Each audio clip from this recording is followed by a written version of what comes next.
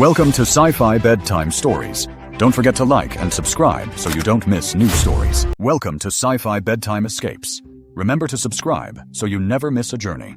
Now close your eyes, find your comfort, and let the story embrace you.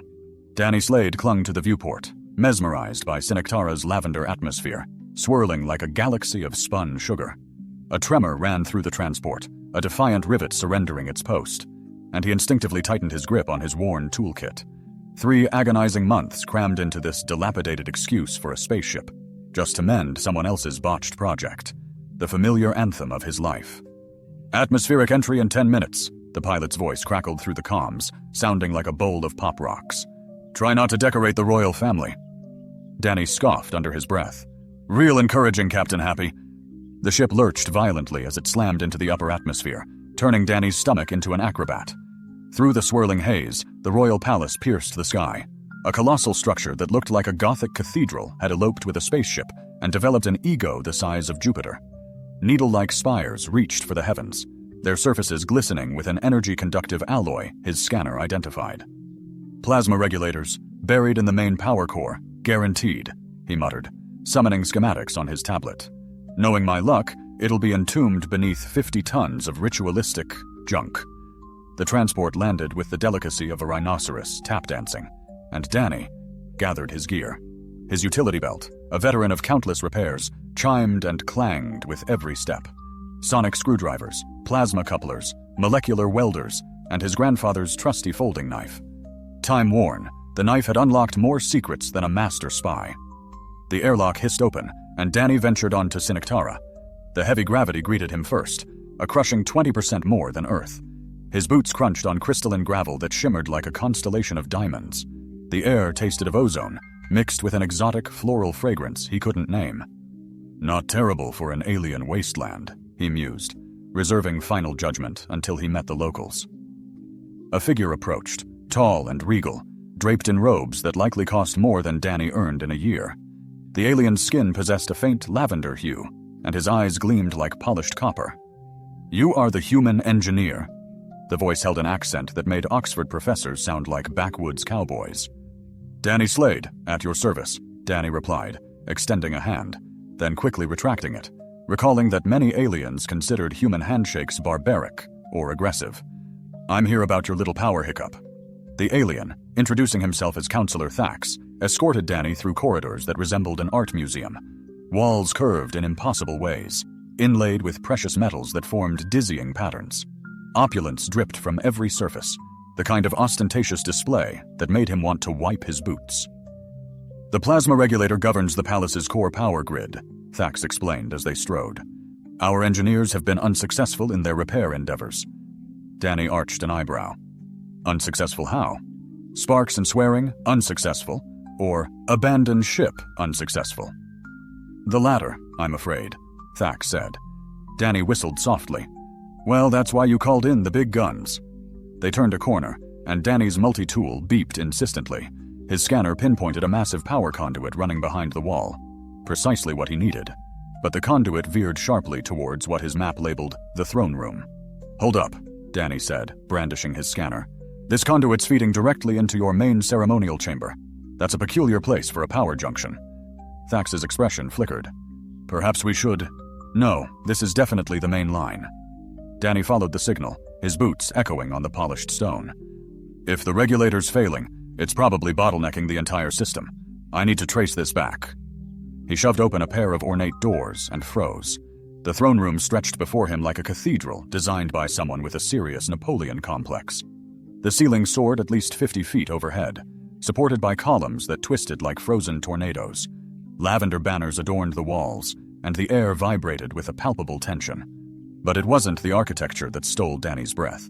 It was the 10-foot-tall purple giant, kneeling before the most breathtaking woman he'd ever seen. Queen Kiara Latarn graced a throne that looked as if it had been carved from a single shard of pure starlight. Her skin shimmered with the deep violet of twilight, and her hair cascaded in waves that captured and refracted light like liquid metal. She wore something that managed to be both regal and form-fitting, and moved with the fluid grace of a dancer who could effortlessly snap him in two without smudging her nail polish. The kneeling giant held a sword that belonged in a museum or a commercial for male enhancement. The blade stretched. A colossal blade, stretching nearly Danny's full height, its edges honed to a wicked, surgical gleam, and a hilt wrapped in what appeared to be genuine dragon hide, dark and scaled, was presented. "Your Majesty," the massive figure reverberated, his voice a low, rolling thunder. "I present this blade, my life's devotion, in unwavering service to your crown." Queen Kiara's gaze drifted over the colossal weapon, an expression of weary familiarity gracing her features, as if she'd witnessed this ritual countless times before. Her eyes, molten gold, streaked with fiery amber, held not a flicker of interest, only a veiled, almost regal indifference. "Lord Vexar," she pronounced, her voice a silken lash, imbued with an authority that compelled even seasoned generals to immediate attention. "Your blade," she conceded coolly, "is adequate." A palpable slump seized the giant's enormous shoulders. Danny felt a pang of understanding. Adequate was clearly a crushing dismissal, a word that stripped all honor from the offering. Yet the queen continued, her tone unwavering. "Adequacy does not equate to worthiness. The ancient right of the blade demands far more than mere steel or raw power." With a dismissive flick of her wrist, she waved him away. The giant, defeated, rose, his once imposing sword now appearing no more significant than a child's toy. He retreated from the throne, his massive head bowed in what seemed like utter dejection. Danny glimpsed the profound, stark disappointment etched onto his alien features. The queen's piercing gaze swept across the assembled court, a sea of dozens of purple-skinned aliens, bedecked in their most opulent, elaborate attire, each one fixated on the proceedings with the fervent intensity of spectators at a gladiatorial deathmatch. When her eyes, sharp as razors, landed on Danny, they froze. The vast throne room plunged into an immediate, suffocating silence, broken only by the faint, electric hum of distant power conduits and the violently accelerating drumbeat of Danny's own heart. "And what?" Queen Kiara's voice resonated, cutting through the sudden stillness like a finely honed challenge. "Do we have here?" Every single head in the chamber swiveled, every alien gaze now pinning Danny.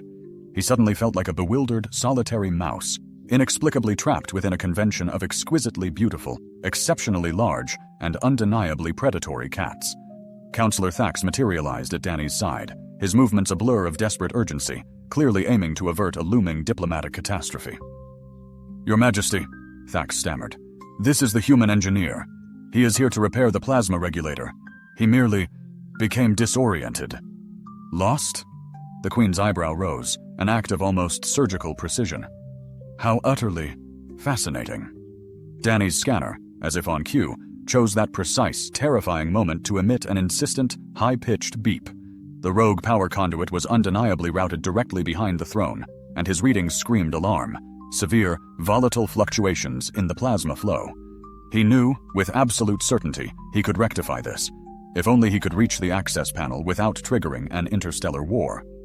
"Actually," Danny declared, stepping forward with the audacious confidence of a man who had charmed, bluffed, and schemed his way out of infinitely direr predicaments, "I am precisely where I need to be." He gestured pointedly. "That primary power conduit running directly behind your throne? It's on the verge of transforming your rather opulent chair into the galaxy's most spectacularly expensive barbecue grill." A collective, horrified gasp rippled through the court. Several guards, without conscious thought, instinctively reached for their formidable weapons, implements that looked like they might indeed require their own postal codes. Queen Kiara leaned forward, her expression unreadable, though Danny glimpsed a fleeting flicker of something akin to genuine amusement dancing in her molten golden eyes. "Is that a threat, little human?" she inquired, her voice a low purr. "More of a professional assessment, Your Majesty," Danny retorted smoothly. He held up his scanner, its display glowing red. "See this critical red zone? On Earth, we call that the oh crap range. Your plasma regulators are critically overloaded, backing up the entire system. Give it another hour, and this entire palace wing will ignite like a grand, unplanned Christmas tree." "Christmas tree?" She tilted her head, a gesture of profound curiosity. Danny realized, with a jolt, that he was very likely the first human she had ever encountered. "An Earth tradition," he clarified quickly. "Lots of blinking lights. Tends to spontaneously combust if you're not careful. The crucial point is, I desperately need access to that conduit, and it just so happens to run directly behind your throne." The Queen's gaze bored into him, a piercing scrutiny that suggested she was weighing, with unnerving precision, whether he was a genius or utterly mad. Danny was intimately familiar with that particular expression. It usually preceded either a significant promotion or an ignominious dismissal. "You interrupt the right of the blade," she articulated slowly, her voice laced with disbelief. "To discuss electrical work?" "I interrupt the right of the blade," Danny countered without hesitation, "to prevent it from becoming the right of the crispy aliens. But hey, Your Majesty, priorities." A horrified ripple of shocked gasps and furious whispers swept through the gathered court. Danny distinctly caught fragmented words. Disrespectful. Insolent. Execute him. He grimly concluded he had likely already dug his own grave deep enough to lay down industrial-grade plumbing. But then, to the utter astonishment of all, Queen Kiara laughed. The sound was an unexpected, intoxicating blend of crystalline silver bells and warm, potent whiskey, and it sliced through the suffocating tension in the chamber like a searing plasma torch through soft butter. She ascended from her throne with an almost predatory, fluid grace, and Danny instantly revised his previous estimation of her towering height. She must have been at least 7 feet tall, with impossibly long legs that seemed to extend for an eternity. "You amuse me, human," she declared, descending the throne's steps with a captivating, predatory elegance that demanded attention. "Tell me, what is your designation?" "Danny Slade, Your Majesty," he replied, feeling a strange surge of exhilaration. "I fix things for a living." "Danny Slade," she purred, testing the syllables, savoring his name like a rare, exquisite vintage. "And what, pray tell, do you comprehend of the right of the blade?" Danny's eyes quickly scanned the vast throne room, taking in the arrayed, formidable warriors, their gleaming, ornate ceremonial weapons, and the pervasive atmosphere of blatant, martial posturing. "Lucky guess," Danny ventured, a mischievous glint in his eye. "You're picking a partner, and the selection process appears to involve an awful lot of very sharp objects." Another collective, horrified gasp tore through the court. Queen Kiara's smile broadened, revealing a set of teeth that were undeniably, strikingly non-human, yet somehow enhanced her exotic beauty, rather than diminishing it. "The right of the blade," she began to explain, her voice a low, mesmerizing hum, as she began to slowly circle him, like a supremely patient cat meticulously assessing a truly captivating, utterly unique mouse. "It is an ancient, revered ceremony. Potential suitors must demonstrate their inherent worthiness through profound displays of martial skill. Bravery, strength, and honor mark the contest for the throne. The victor earns the right to court royalty." "Sounds like a blast," Danny quipped. "Now, about that power conduit." The Queen, however, interrupted, stating the ceremony was incomplete without a worthy blade. She gestured to an array of immense swords, spears, and axes, each capable of bisecting a small building. Danny's scanner beeped urgently. "Your Majesty, I really must." Lord Councillor Thax was summoned, the Queen's gaze fixed on Danny. "What does our law dictate for those who disrupt the right of the blade?" Thax nervously cleared his throat. "The ancient texts decree that any who interrupt the ceremony must either participate or face exile." "Participate or face exile," the Queen echoed, her golden eyes glinting with dangerous amusement. "How convenient." Danny felt the trap tightening, a flawless mechanism closing around him. "Look, I'm flattered, but I'm not really the courtship type. I fix things and leave." "The law is clear," Queen Kiara stated, her voice resonating with absolute authority. "You will participate in the right of the blade, or you will be immediately exiled from Sinectara." Danny's mind raced. Exile meant abandoning the planet, leaving the plasma regulator unfixed, forfeiting 3 months' pay, and likely damaging his professional reputation. Plus, the Queen was undeniably striking, and he'd been in space far too long. "Fine," he conceded, aiming for a confidence he didn't feel.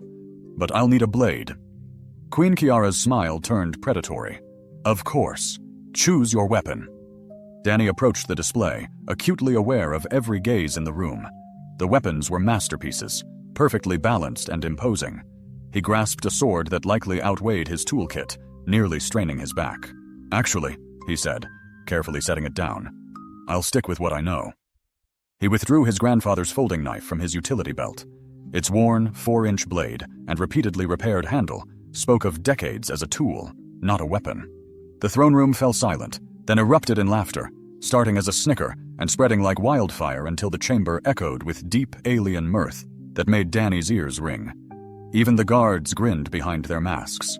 Queen Kiara waited for the laughter to subside, then stepped closer, towering over him. "Is that a blade?" she asked, her tone a blend of mockery and something akin to flirtation. The court roared with fresh laughter. Heat flared in Danny's cheeks, but he'd faced embarrassment before.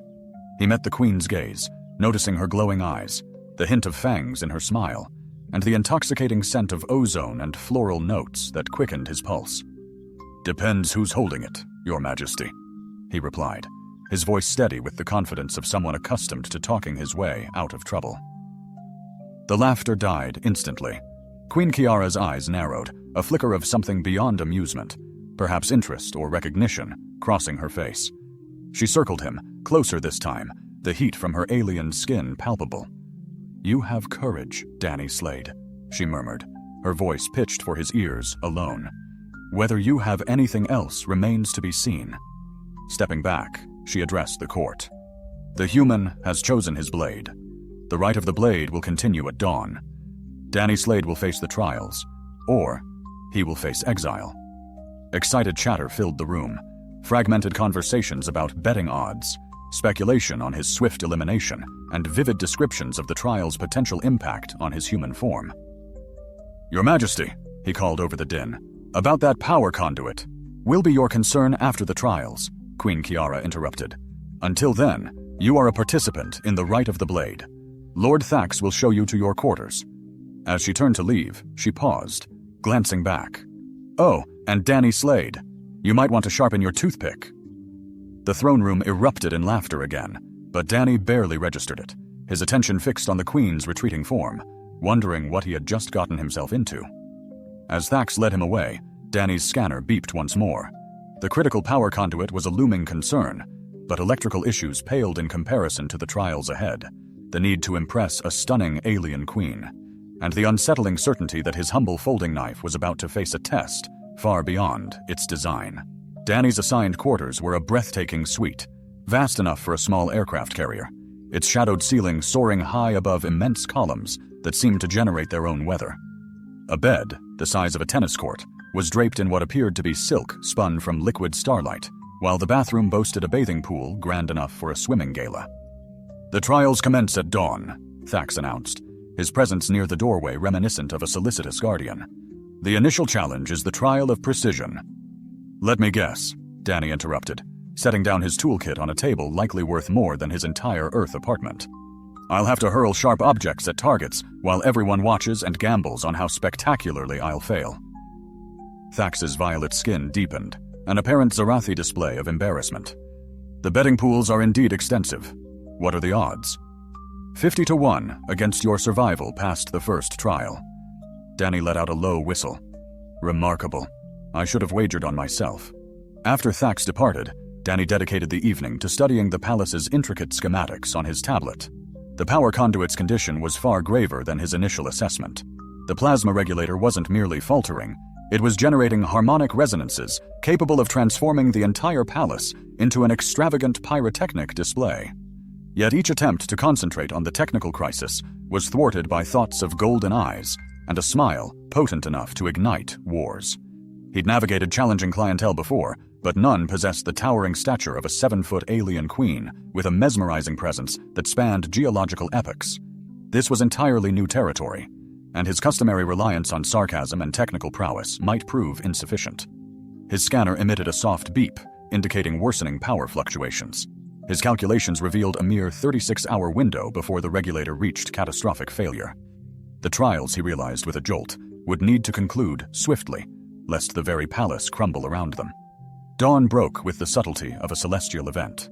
Danny was roused by the resonant thrum of ceremonial drums, seemingly engineered to awaken the slumbering dead and perhaps trigger seismic alerts. Despite having slept a scant 3 hours, the potent cocktail of adrenaline and caffeine withdrawal kept him remarkably alert. The trial of precision unfolded within an arena that evoked a blend of gladiatorial combat and an extraterrestrial shooting gallery.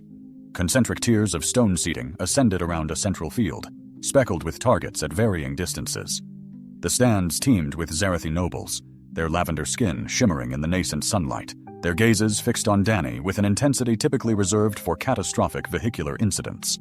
Queen Kiara occupied a vantage point so exclusive it might possess its own postcode. She had transitioned from her ceremonial attire to an ensemble that was both functionally elegant and strikingly alluring, form-fitting leather that celebrated every contour while affording unhindered mobility for combat. Her hair, secured in a warrior's braid, somehow amplified her regal bearing.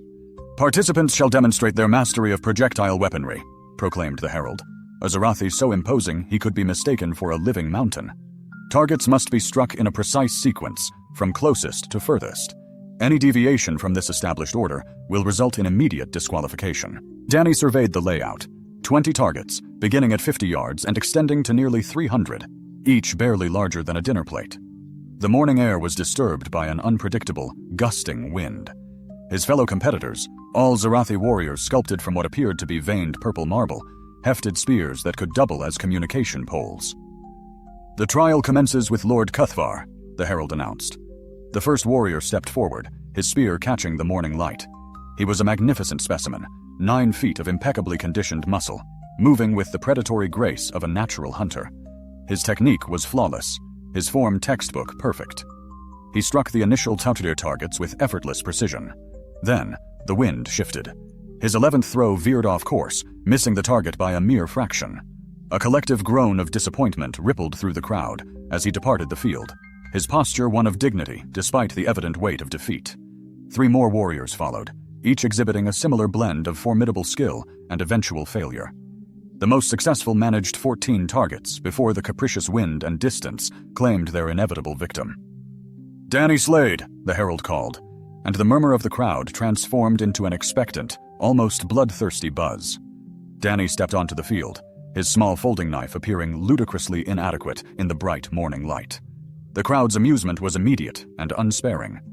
He caught sight of Queen Kiara in her viewing box, her captivating golden eyes locked onto him with an expression he couldn't quite decipher. "Your weapon seems insufficient," the herald stated, choosing his words carefully. "Tell me about it," Danny chuckled, drawing his tablet. "Mind if I grab some initial readings?" The herald's brow furrowed in bewilderment. Readings? Danny was already absorbed in his task, his scanner diligently cataloging wind currents, air pressure, and the subtle pull of gravitational anomalies. The crowd's suppressed mirth grew as he traversed the arena floor, scribbling furiously in his notes, resembling nothing so much as an intensely focused meteorologist. "Northwesterly gusts averaging 12 knots, he declared, almost to himself. "Atmospheric pressure approximately 8 standard. Gravity's around 1.2 Earth normal. Coriolis effect is negligible at this scale, though thermal currents rising from the stone seating could generate some interesting deviations." The crowd hushed. Even the hardened warriors watched him, their faces reflecting a mix of confusion and intrigued professionalism. Stepping to the throwing line, Danny retrieved his knife. The blade, barely 4 inches in length, worn smooth from years of constant use, seemed ludicrously inadequate for the challenge. He balanced it in his hand, savoring the familiar weight. "This is either genius or spectacularly foolish," he breathed. Then he threw. The knife spun end over end, its arc defying all conventional spear-throwing wisdom. It found its mark on the first target, striking dead center with a satisfying thunk that echoed through the arena. A wave of surprised murmurs rippled through the onlookers. Danny was already recalibrating, accounting for angles and minuscule wind variations. His second throw cleaved through the air and hit the next target with identical precision. By the time he reached the 5th target, the murmurs had coalesced into rapt attention. By the 10th, the arena was steeped in silence, broken only by the rhythmic thud of steel meeting wood. Danny's methodology was utterly distinct from the Zarathi warrior's brute force and time-honored techniques.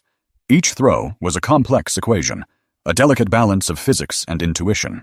He calculated trajectories, compensated for environmental factors, and adapted based on immediate feedback. His knife lacked the sheer power of their spears, but it possessed superior predictability and control.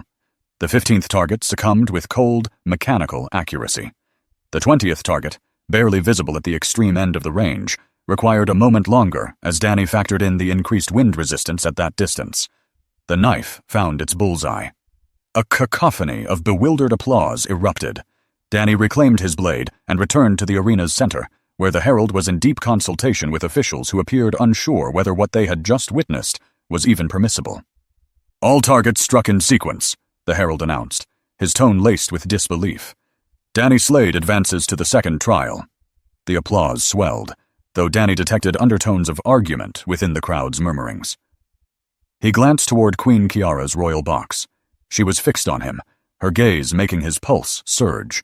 She was leaning forward, her golden eyes blazing with what might have been either admiration or something more primal.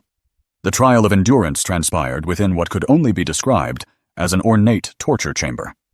The arena floor had been replaced by a tortuous maze of obstacles, environmental dangers, and what Danny's scanner identified as controlled atmospheric assaults. The temperature was already spiraling toward infernal levels. "Participants must navigate this course while maintaining combat readiness," the herald proclaimed. "The last warrior standing will win this trial." Danny scrutinized the course layout as the other participants shed all unnecessary equipment. The Zarathi warriors resembled godlike figures, sculpted from violet marble, their alien physiology seemingly adapted for precisely this ordeal. Danny, by contrast, looked exactly what he was, a moderately fit human who spent more time tinkering with malfunctioning machinery than building muscle. "This is going to be hell," he muttered, already retrieving his tablet. The palace schematics revealed the arena's environmental control system, including the ventilation that maintained a comfortable climate within the royal viewing boxes. Danny traced the airflow patterns, pinpointing several intake vents that fed directly into the course area. If he could somehow tap into that. "Participants, assume your positions." Danny moved to his designated starting point, but rather than focusing on the imminent challenges, he was examining the walls. There, a ventilation grate, some 20 feet up the arena wall, with access panels that seemed designed by someone who grasped the critical importance of maintenance. The trial commenced with a wave of oppressive heat that struck Danny with physical force. The temperature spiked to levels that would be illegal in most civilized star systems. Around him, the Zarathi warriors launched their assault on the obstacle course, their movements potent, but already strained by the brutal environment. Danny remained unconcerned with the obstacles for now. Instead, he expertly wielded his sonic screwdriver on the nearest access panel, discovering Zarathi technology bore a startling resemblance to Earth's systems, proving physics more universal than preference.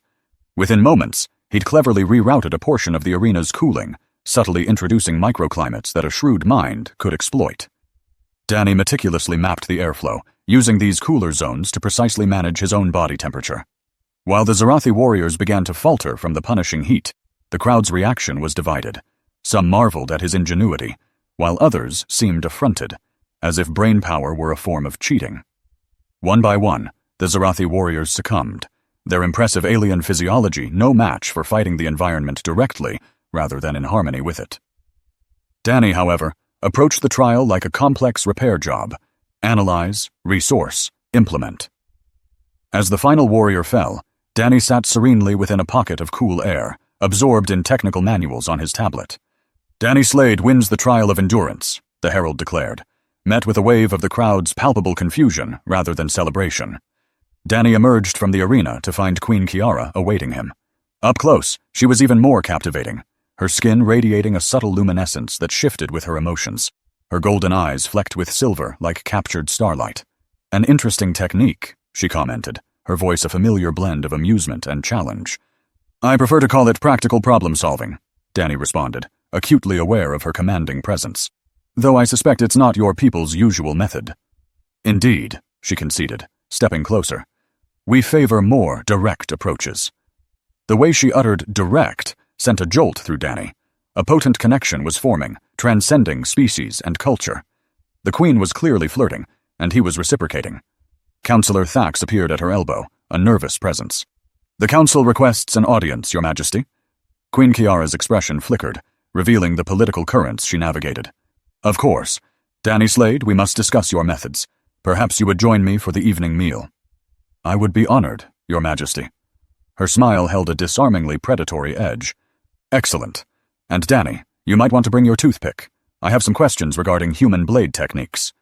The implication in her tone made Danny profoundly grateful for the witnesses present. Without them, he might have acted on impulse and faced treason. That evening, Danny found himself in the Queen's private dining chamber, an opulent space both intimate and imposing. Living crystal pulsed with soft light along the walls, and the air carried the intoxicating scent of alien blossoms. Queen Kiara was transformed, now adorned in what was technically a dress, but appeared more like elegant, form-fitting armor, its material flowing with her every move, making sustained eye contact a genuine challenge for Danny. "You're staring," she observed, settling into a chair designed for both comfort and allure. "Apologies," Danny replied, the insincerity evident. "Where I come from, we lack royalty, and certainly none who look like you." "And how do I look?"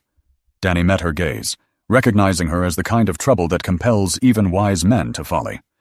She laughed, a sound like silver and whiskey that bypassed his intellect and stirred his baser instincts. "You are very direct for a human," she remarked, pouring a liquid resembling starlight into 2 glasses. "I was told your species was timid." "Depends on the human," Danny countered, accepting the drink, "and the situation." He inquired about the beverage. "Zarathi wine, quite mild for us, but it may prove potent for you." Danny took a sip, and his vision sharpened. The wine tasted of electricity and honey, leaving a tingling aftertaste. "Yeah, this has a definite kick." "So tell me about these human blade techniques," Queen Kiara prompted, leaning forward. "Your approach to the trials was unconventional." "Everything I do is unconventional," Danny stated. "That's how it works. Show me." Danny produced his folding knife and placed it on the table between them, its metal catching the crystalline light. The humble, worn blade seemed to shrink further, a stark working tool amidst a lavish room of precious art. "First thing you need to understand," Danny began, his voice softening, dropping to an intimate whisper that drew Kiara in, "is that it's not about the size of the blade. It's about how you wield it." Queen Kiara's golden eyes gleamed with burgeoning fascination. "Go on," she purred. Danny's fingers instinctively closed around the knife, finding its familiar grip. "Everyone assumes bigger is better," he explained, demonstrating its balance by letting it pivot effortlessly on his fingertip. "Longer blade, more reach, more intimidation. But they're thinking like warriors, not like engineers. This little blade? It's flawlessly balanced. I can command its every flicker, dictate its precise path. A grand sword might appear impressive, yes, but it's burdened by its own momentum, its inertia. Once you initiate a swing, you're committed. And commitment," he delivered softly, "can be a profound weakness." "Precisely," Kiara observed. Danny nodded, holding her gaze. "Flexibility, adaptability. Those are the true strengths. This knife can be precise when I need precision, lightning fast when I need speed, subtly vanishing when discretion is paramount." He smoothly opened and closed the blade, the action smooth and practiced. Beyond that, nobody anticipates it. They dismiss something small as harmless. By the time they realize their mistake, it's too late. Queen Kiara's hand reached out, her delicate fingers brushing his with an electrifying jolt that had nothing to do with wine, as she claimed the knife. "Show me the grip," she commanded. Danny instinctively drew his chair nearer, close enough to inhale her alien perfume, to feel the warmth radiating from her skin. "It's all in the fingers," he murmured, his voice a low thrum, guiding her hand to the proper position. "You strive for control, yes, but never tension. Firm enough to guide the blade's will, yet loose enough to instantly adjust." Her hand, unexpectedly larger than his, possessed long fingers that tapered into what might have been claws or very elegant nails. Her skin felt like silk wrapped around steel, and when she moved, he saw the subtle play of muscles underneath. "Like this?" she questioned, refining her grip, her gaze fixed on his. "Close. Here, let me." Danny rose, moving fluidly behind her chair, reaching around to position her hand correctly.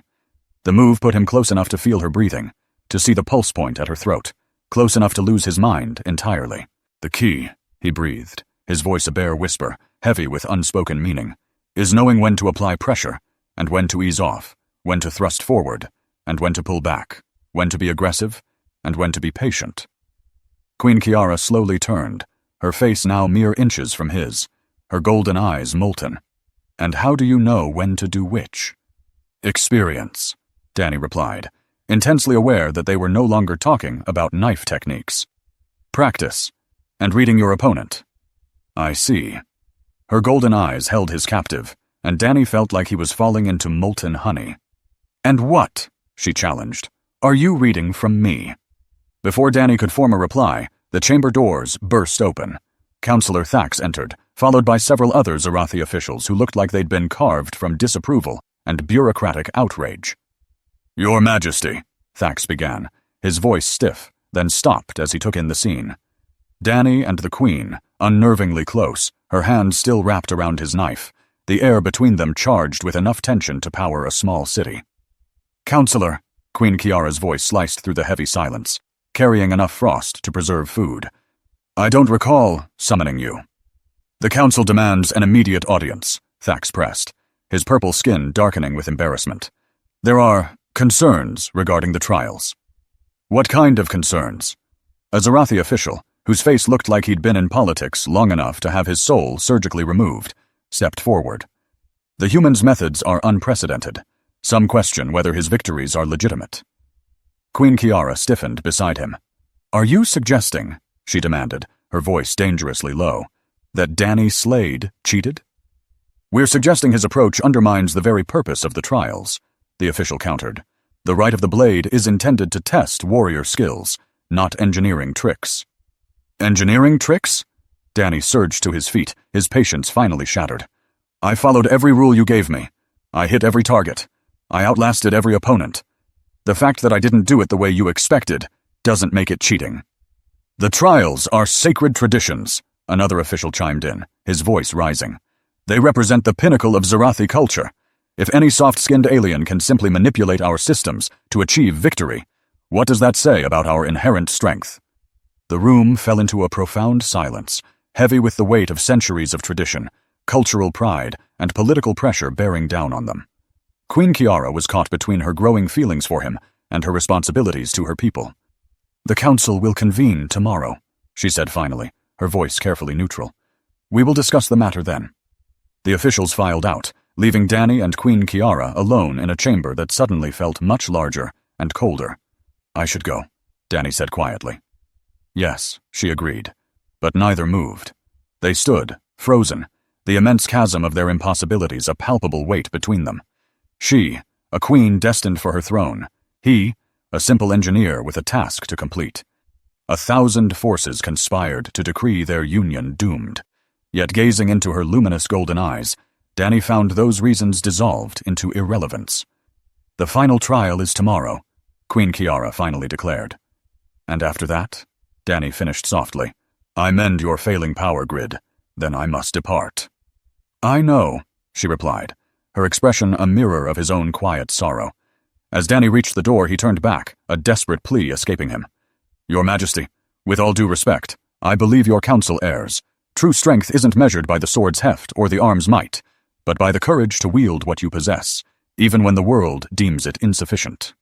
He left her bathed in the crystal light, the small knife he'd gifted her still clutched in her hand, both of them acutely aware that tomorrow would irrevocably alter their destinies. The power conduit behind her throne pulsed with imminent failure, Dany's scanner indicating a mere 12 hours before a catastrophic collapse. Yet as he retreated to his quarters, Dany realized the electrical crisis was a mere shadow compared to the tempest raging within him. He was losing his heart to an alien queen, and the dawn would demand he prove his worth, not just as a suitor, but as a man capable of standing beside her, a man who could bridge the vast divide that separated them.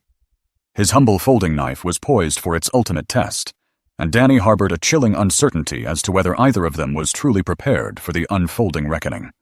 Dany's scanner shrieked at 3 a.m., wrenching him from dreams painted with golden eyes and impossibly bright futures. The power conduit readings were screaming into the critical red zone.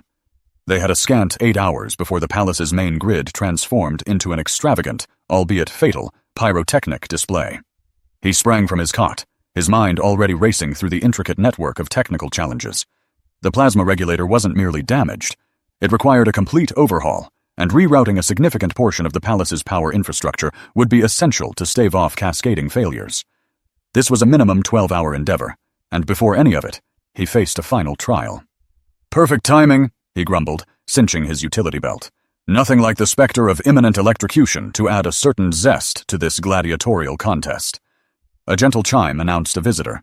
Dany opened the door to a servant bearing a breakfast tray, a silent testament to someone who understood the potent link between sustenance and morale.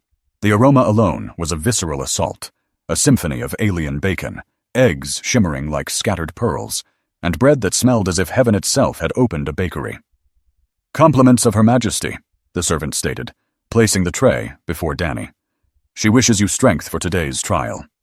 Danny's stomach rumbled a fervent affirmation. He'd been too consumed by apprehension to eat the night before, and the preceding trials had utterly depleted his reserves.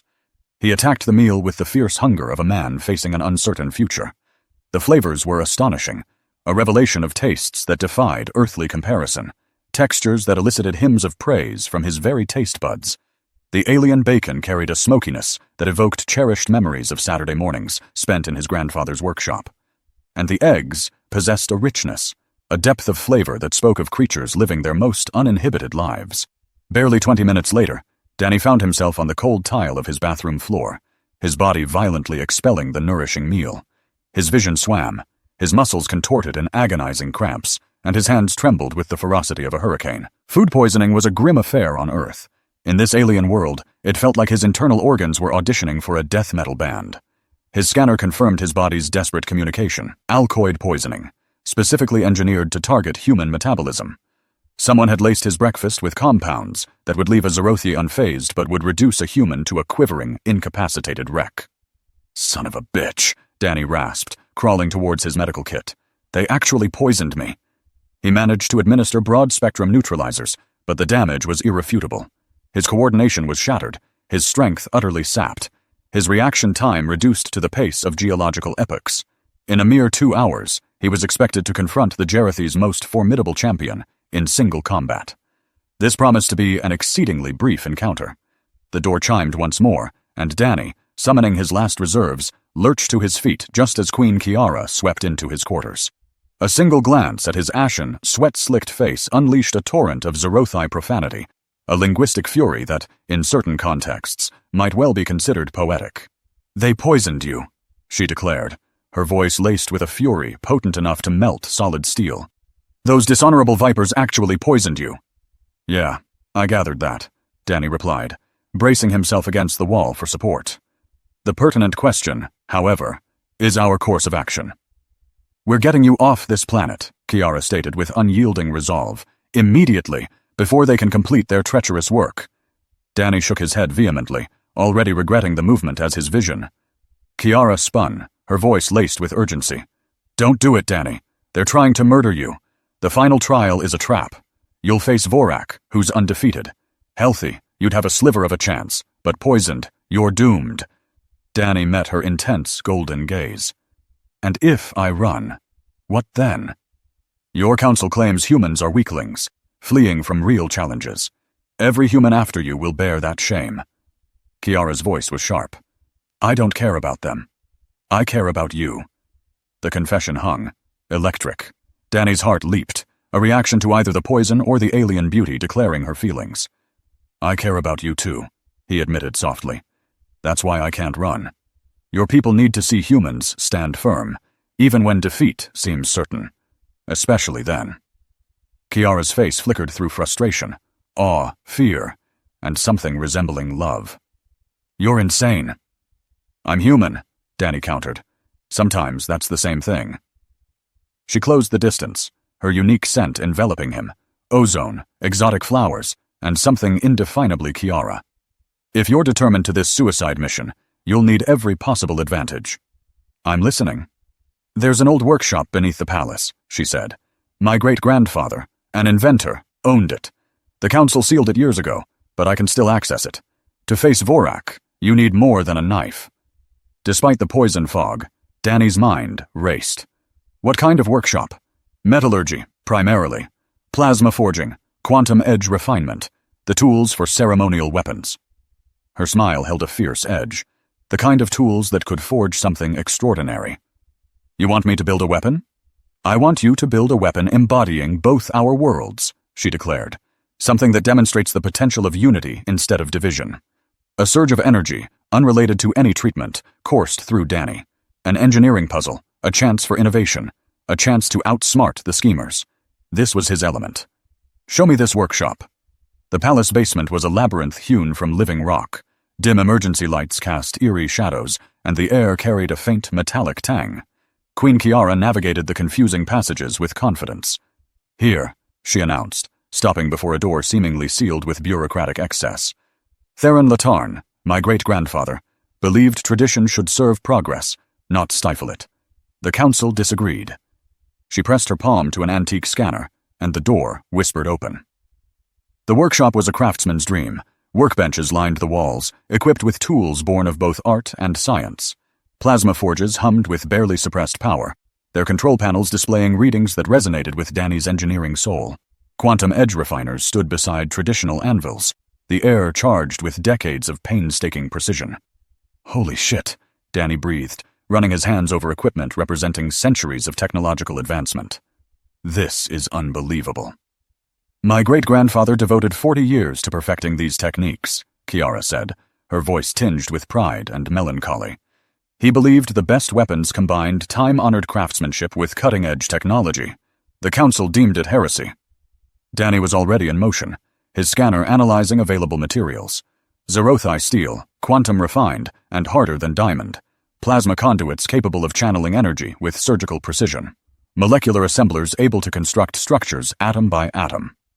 I need 6 hours, he stated, pulling up schematics on his tablet. Maybe 7 to perfect the balance. The trial begins at dawn. Then I better get to work. Danny labored through the night, his hands moving with the practiced grace of someone who'd spent a lifetime turning ideas into reality. The poison lingered, but adrenaline and purpose proved stronger. He had a weapon to forge, a point to make, and a queen to impress. The blade took shape gradually, each component meticulously crafted and precisely assembled. The core was traditional Zerothi steel, folded and refolded to create an edge capable of cleaving reality. But woven within its heart was a network of plasma conduits, delicate veins carrying power from the hilt to the very tip. The hilt itself was a testament to Danny's engineering genius. Instead of clumsy wraps, he'd seamlessly integrated control circuits, allowing him to precisely manage the plasma's flow, fine-tune the blade's heat, and even alter its molecular composition on the fly. The result was a weapon that whispered of ancient Zorathi artistry, yet pulsed with the undeniable might of cutting-edge human innovation. It's magnificent, Kiara breathed from the doorway, watching Danny make his final adjustments. What are you calling it? I'm calling it compromise, Danny replied, testing the blade's perfect balance. It has the best of both worlds, but it's not entirely either. Like us. He looked up, finding her gaze locked on him, an expression that sent a tremor through his very core. Yeah, he murmured, his voice hushed. Like us. The arena roared, a tempest of raw energy, anticipation, and a primal hunger for spectacle. Word had already flown. The human, improbable as it seemed, had conquered the first 2 trials, and every soul present craved witness to his fate. The odds, they whispered, were stacked heavily against him, with side bets focusing on the duration of his inevitable demise. Danny pushed the grim calculations aside as he stepped onto the blood-soaked floor. The lingering effects of the poison were a cruel companion. His hands trembled, his vision swam intermittently, and his reactions felt like wading through thick tar. Still, he'd faced worse odds with even less preparation. Champion Vorthik awaited at the arena's heart, and Danny's assessment of his chances plummeted from dire to utterly apocalyptic. The Zerothi warrior was a colossus, even by his species' formidable standards, towering nearly 11 feet, his muscles sculpted from what appeared to be solid purple granite. His ceremonial armor was a marvel of defensive engineering, and his blade was so immense it could serve as a small dwelling. You are smaller than I anticipated, Vorthik rumbled, his voice imbued with an authority that could command mountains. This will be swift. I hear that a lot, Danny countered, drawing his gleaming creation. But I've learned size isn't the only measure of worth. A collective gasp swept through the crowd as Danny's weapon caught the arena's harsh lights. The blade seemed to ignite from within, the plasma conduits pulsing with barely leashed power. It was undeniably alien, yet it moved with the ethereal grace of true Zorathi artistry. What is that? Vorthik demanded, his gaze fixed on the weapon with intense, professional scrutiny. Innovation, Danny replied, a wry smile touching his lips. Something your esteemed council seems to lack an appreciation for. The herald's voice boomed, silencing the murmurs. Let the final trial commence. Vorthik surged forward with terrifying speed for his sheer bulk, his massive sword cleaving the air with the force to shatter stone. Danny narrowly evaded the onslaught, his poisoned reflexes leaving him sluggish, painfully predictable. The second strike followed instantly, and Danny knew with chilling certainty that conventional defense would be his undoing. Vorthik possessed raw power, lightning speed, and was utterly impervious to the alkaloid poison that crippled him. In a direct confrontation, Danny would be dust in less than 30 seconds. Fortunately, he'd never been one for fair fights. Instead of meeting Vorthic's next devastating blow head-on, Danny rolled aside, activating his blade's plasma conduits. The weapon's edge erupted in controlled flame, and upon contact with Vorthic's armor, it sliced through the dense metal as effortlessly as a hot knife through butter. The champion recoiled, more from sheer astonishment than actual injury, and Danny pressed his fleeting advantage. He used the arena's very structure, rebounding off walls and support columns, a blur of agile motion. When Vorthic attempted to trap him, Danny manipulated the lighting system, overloading specific fixtures to create disorienting pockets of darkness. "Stand and fight like a warrior," Vorthic roared, his colossal sword gouging deep furrows into the arena floor. "Why?" Danny retorted, using a thick support cable to swing out of harm's way. "This is working wonderfully for me." The contest transformed into a desperate ballet of intellect against brute force, Danny deploying every cunning stratagem honed over 2 decades of solving impossible predicaments. He weaponized the arena itself, exploiting environmental hazards and understanding crowd psychology to negate his overwhelming physical disadvantages. When Vorthic finally managed to corner him, Danny was ready. Abandoning any pretense of matching the champion's strength, he unleashed his blade's plasma conduits, superheating the air surrounding them. The sudden intense temperature spike generated a powerful thermal updraft, lifting Danny just high enough to clear Vorthic's wild swing. He landed behind the stunned warrior, his blade resting gently against Vorthic's exposed throat, a silent testament to his potential. "Yes," Danny said softly. Vorthic froze, his gargantuan sword poised for a killing blow that would never land. For a breathless moment, the arena fell silent, save for the ragged gasps of 2 combatants. "You could have killed me," Vorthic finally admitted, his voice laced with grudging respect. "Yeah, but then I'd have to explain to your family why their mighty champion was taken down by a guy with a toothpick," Danny quipped. Seemed like more trouble than it was worth, than its true worth. Vorak's laughter echoed, a rumble like distant thunder laced with genuine, almost surprised, amusement. "Human, you fight with honor, though your methods are unique." He bowed slightly, a formal acknowledgement of Danny's unexpected victory. The crowd roared, a confused but enthusiastic sound, unsure of what they'd witnessed, only knowing it was extraordinary. Danny strode to the arena's heart, his radiant hybrid blades humming. His gaze lifted to Queen Kiara's box, and her intense stare set his pulse racing. With a dramatic gesture worthy of his ancestor, he hurled the blade. It whirled, a blur of light, embedding itself in the stone steps, the conduits pulsing like a frantic heartbeat. "Mock the weapon, if you will," Danny's voice resonated, clear and strong. "But you never questioned the potential of the hand that wielded it." Silence descended, the crowd absorbing his words. Then, tentative applause erupted, growing into a tidal wave of sound that shook the very foundations. Queen Kiara descended, her eyes locked on Danny's blade. She retrieved it with regal ease, her expression one of understanding the art and science within it. "This weapon," she announced, her voice echoing across the arena, "represents a fusion, honoring tradition while embracing the future. It shows us what we can achieve, together." She met Danny's gaze, her smile incandescent. "I name you my royal consort of engineering, and other delights, if you'll accept." A collective gasp swept through the arena. Several council members looked faint. Danny felt a grin stretch across his face. "That's quite a title," he said, approaching her. "What exactly does it involve?" Kiara's golden eyes sparkled with mischief. "Oh, I believe we can discover that together," she whispered, "though I suspect the other delights will require research." He reached her side, their hands meeting, a perfect fit despite their differences. "I'm excellent at research," he replied. "I'm counting on it," she said, leaning closer. "But first, isn't there a power grid you need to fix?" His scanner beeped urgently. "The plasma regulator is now critical," he announced, pulling out his tools. "Romance will have to wait." "I'll assist," Kiara said, emphasizing the assist. "I'm quite skilled with my hands." Danny nearly dropped his screwdriver. "Your Majesty, at this rate, I won't be able to concentrate on the technical aspects of this job." "Good," she replied, her smile promising pleasant distractions.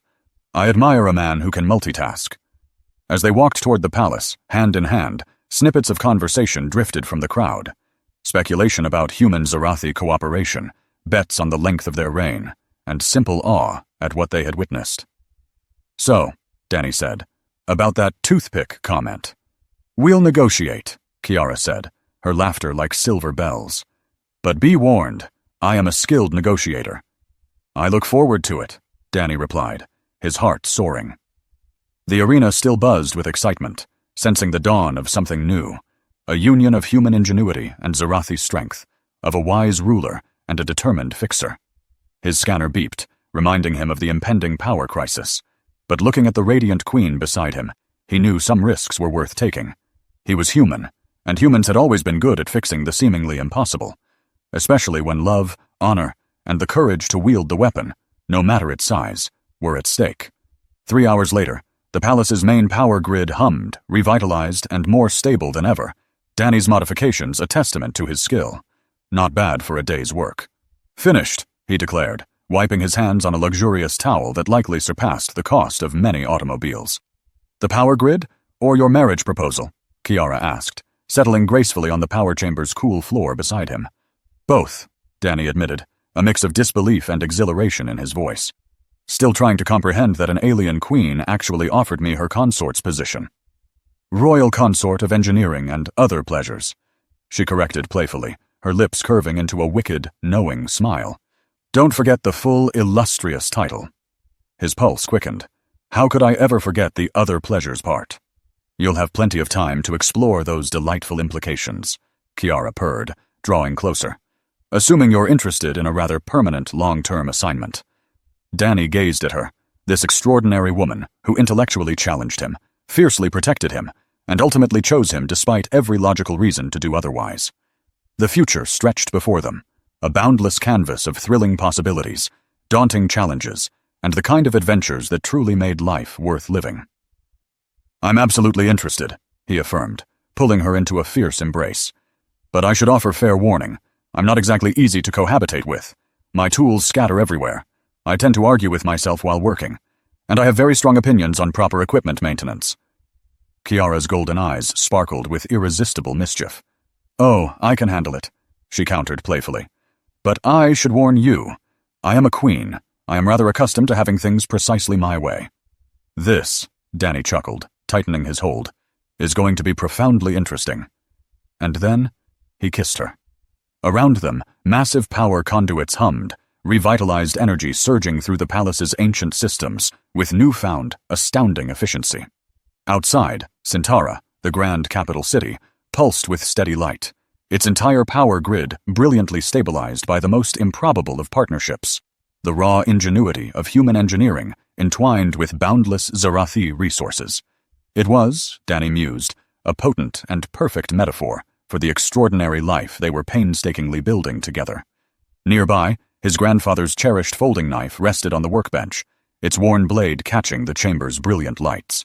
That simple, unassuming tool had journeyed further than the old man could ever have dreamed, from a humble farm in Kansas to the very heart of an alien civilization, the throne room of a formidable queen. And in its quiet resilience, it had affirmed yet again that the truly most potent tools are not forged of exotic metals, but wielded by hands that simply refuse to surrender. "So," Kiara finally whispered, pulling back from their embrace with clear, delightful reluctance. "What exactly do you envision doing first in your new, esteemed position?" Danny's grin widened, his mind already buzzing, sifting through a myriad of thrilling possibilities. "Well," he began, a mischievous glint in his eye, "I was thinking we might initiate some very intensive joint research into human Zarathi compatibility. Strictly for scientific advancement, of course." Her answering smile was radiant, a silent promise of adventures far beyond the realm of mere engineering. "I rather like the way you think, consort," she purred, her golden gaze sparkling. As they ascended towards the palace's sprawling upper levels, hands intertwined, Danny caught a fleeting glimpse of his reflection in a highly polished wall panel. There he was, a slightly rumpled, utterly human engineer who had, against all odds, managed to capture the heart of an alien queen. He'd done it not through grand gestures, but through sheer unyielding determination, inventive ingenuity, and that deeply ingrained, stubborn refusal to ever give up that was a hallmark of his species. It was a life's ending, utterly unlike anything he'd ever anticipated when he'd first touched down on Sanctara. Yet it was undeniably, profoundly, the one he truly desired. After all, the most elegant engineering solutions were often the ones utterly unforeseen. And love, Danny was discovering, was by far the most gloriously complex engineering challenge of all. Epilogue. 6 months later, aboard the gleaming Earth orbital station, Harmony, Danny drifted in the vast panoramic observation deck of humanity's latest marvel, mesmerized as the sapphire marble of Earth spun lazily beneath them. The planet itself remained unchanged, a familiar beacon just as it was when he'd departed 9 months prior. Yet everything else in his universe had shifted, irrevocably transformed. This included the majestic, 7-foot-tall Zarathi Queen, currently clutching a handrail, her knuckles white with strain, as she experienced her very first, very undignified bout of morning sickness in the peculiar weightlessness of zero gravity. "This," Kiara groaned, her voice a low, mortified rumble, "is utterly without dignity. Queens," she declared with a final desperate gulp, "do not vomit in front of their subjects." Thankfully, no subjects are present. Danny chuckled gently, his voice warm with affection as he carefully offered her a motion sickness patch. "Only your devoted husband and an entire cohort of exceptionally excited human doctors, quite unsuccessfully attempting to feign professional disinterest." Kiara's golden eyes, though slightly dimmed by discomfort, narrowed playfully. "They are indeed failing spectacularly," she confirmed, her gaze sweeping over the strategically deployed cluster of medical personnel, all making a show of industrious work, while surreptitiously stealing glances at the very first recorded Zarathi-human hybrid pregnancy. Danny's grin widened. "And can you truly blame them? You're quite literally rewriting scientific history, my queen." The pregnancy itself had been an utterly astonishing revelation. It seemed the biological compatibility between Zarathi and humans was far more profound than any scientific mind had dared to hypothesize. This groundbreaking news had rippled out, sending seismic shockwaves through the scientific communities of both species and immediately prompting an emergency, unprecedented session of the Terran Council. While the political ramifications were undeniably colossal, Danny's focus remained firmly on the tangible, immediate challenges, like painstakingly figuring out how to adequately baby-proof an entire space station for a child who might, just might, inherit incredible superhuman strength from its mother's formidable lineage. "The Earth delegation is once again requesting another urgent meeting," Kiara announced, her voice tinged with weary amusement as she checked her personal communicator. "Something about cultural exchange protocols and interspecies diplomatic frameworks." Danny let out a frustrated sigh, running a hand through his hair. "Politicians," he muttered, shaking his head. "We've only just forged the very first successful human-alien marriage in history. You, my love, are carrying what could be the crucial key to the future of both our species. And what do they want? To establish a committee to discuss it." "To be fair," Kiara began, her golden eyes sparkling with renewed, tender amusement as she leaned her head against his shoulder. "We truly shattered millennia of diplomatic norms. The last 6 months felt like a relentless storm of transformation. Following their Singara wedding, a 3-day affair demanding Danny master 17 distinct ritual dances, they journeyed to Earth for humanity to welcome their new alien sovereign. This cultural exchange far surpassed even our most optimistic hopes. Kiara's engineering brilliance unleashed a technological renaissance. Her grasp of plasma dynamics unlocking fusion power breakthroughs humanity might have taken decades to achieve. Simultaneously, Danny's innovative problem-solving ignited a new wave of Zarathi inventors, daring to question age-old traditions. "Dr. Bennett wants another scan," Danny announced, peering over his shoulder. "She's captivated by our rapid progress." Kiara explained, "Zarathi pregnancies are considerably shorter than human ones. Our offspring mature with remarkable speed, an evolutionary trait from our warrior heritage." Danny absorbed this, a hint of wonder in his voice. "So our child will be mobile, exhibiting superhuman strength in under 3 months?" "Approximately," Kiara confirmed. "Then I must reimagine the nursery once more," Danny declared. Kiara's laughter, a beacon of joy across the observation deck, brought smiles to the surrounding humans, solidifying the genuine affection underpinning their species' unprecedented union.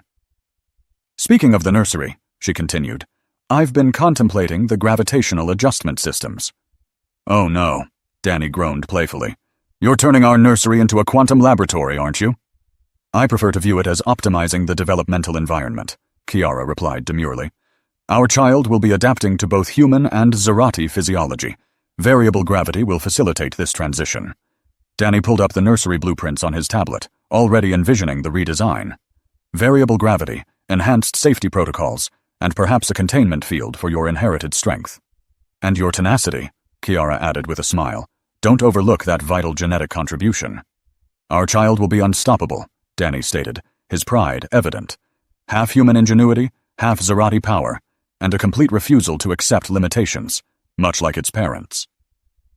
Through the vast observation windows, Earth continued its majestic spin, its blue oceans and swirling clouds adorning continents unfamiliar with an alien queen. But now, one was present, carrying the combined future of two worlds. The Terran Council has greenlit the colony ship, Danny announced, revealing another message. They've appointed us to lead the inaugural joint human-Zerati settlement. Apparently, having the royal consort of engineering and unparalleled pleasures at the helm instills greater confidence. And where will this new home be? Kiara inquired. Kepler 442b. It possesses ideal atmospheric conditions for both species, abundant resources, and is sufficiently distant from our homeworlds to forge our destiny free from governmental oversight. Kiara placed a hand on her still flat abdomen, contemplating. A new world for our child to flourish, unburdened by ancient constraints or political divides, simply vast possibilities. Danny concurred. What are your thoughts? I believe, Kiara said, drawing closer and taking his hand, that it is the perfect setting for an engineer and a queen to raise a child poised to reshape the galaxy. Danny squeezed her hand, captivated by the perfect union of their fingers, a testament to a love that defied all biological logic. When do we depart? The ship will be ready in 8 months, ample time for our child's arrival, and for you to finalize those safety systems you're already designing. You know me too well, Danny chuckled. I know you're already calculating the power requirements for a nursery capable of containing a half-Zerati toddler with territorial tendencies, Kiara teased, her eyes sparkling with mirth. And I know you're relishing the challenge. Danny grinned, his tablet displaying engineering schematics with the fervor of a man who had discovered his true calling. Variable gravity, adaptive containment fields, interactive educational holographics, emergency medical systems tailored for hybrid physiology. And playground equipment, Kiara chimed in. Our child will need ample space to explore and grow. Playground equipment engineered for superhuman strength, Danny noted, already sketching. This will be the most sophisticated nursery in human history. Excellent, Kiara murmured, leaning against him as Earth glided beneath them. Our child deserves nothing less than the finest amalgamation of both our worlds. Outside the observation deck, the stars glittered, silent witnesses to the dawning of a new era. As they gazed upon the star-strewn expanse from their observation deck, a universe of uncharted worlds beckoned the nascent generation of Zerati children. Their shared future, a tapestry woven with both immense promise and daunting trials, demanded an unprecedented alliance between their two peoples. Witnessing his alien queen meticulously map out their audacious family's improbable destiny, Danny grasped a profound truth. Certain obstacles were not to be feared, but to be wholeheartedly embraced. After all, the most ingenious engineering breakthroughs often arose from the unexpected. And love, he'd discovered, presented the ultimate, most intricate engineering puzzle, yet it was also the most profoundly fulfilling. Their progeny would mature in a cosmos where the insurmountable was merely a hurdle awaiting ingenious solutions, where the might of seasoned warriors melded seamlessly with the brilliance of inventive engineers, and where the physical reach of a weapon paled in comparison to the metal of its wielder. Danny's grandfather's humble folding knife rested in their personal quarters, a cherished relic symbolizing their arduous journey. Soon, it would bear witness to a new narrative, chronicling a child who inherited the pinnacle of both worlds, wielding these gifts to forge something utterly unprecedented. The cosmos whispered its invitation, a symphony of infant giggles harmonizing with the steady thrum of starship propulsion. Danny, filled with eager anticipation, was ready to begin.